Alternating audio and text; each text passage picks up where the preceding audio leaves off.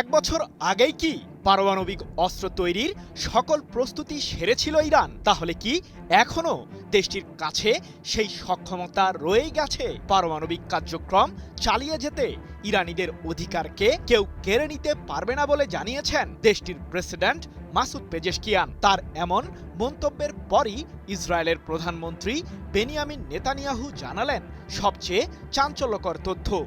যদিও ইরানের সমৃদ্ধ ইউরেনিয়ামগুলোকে হাতিয়ে নেওয়ার ষড়যন্ত্রমূলক পায়তারা এখনো চালিয়ে যাচ্ছে যুক্তরাষ্ট্র। এত কিছুর পরও নিজেদের পারমাণবিক সক্ষমতা কিভাবে বজায় রাখবে ইরান? বহুদিন ধরেই ইরানকে ঘিরে যুক্তরাষ্ট্র ও ইসরায়েল একটাই অভিযোগ জানিয়ে আসছে যে সমৃদ্ধ ইউরেনিয়াম ব্যবহার করে পারমাণবিক অস্ত্র তৈরি করছে ইরান।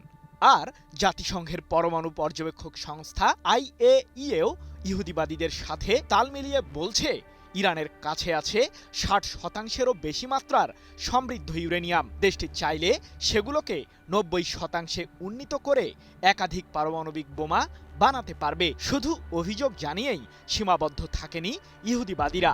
ইরানের বিরুদ্ধে বহুবার যুদ্ধেও জড়িয়েছে যুক্তরাষ্ট্র ও ইসরায়েল।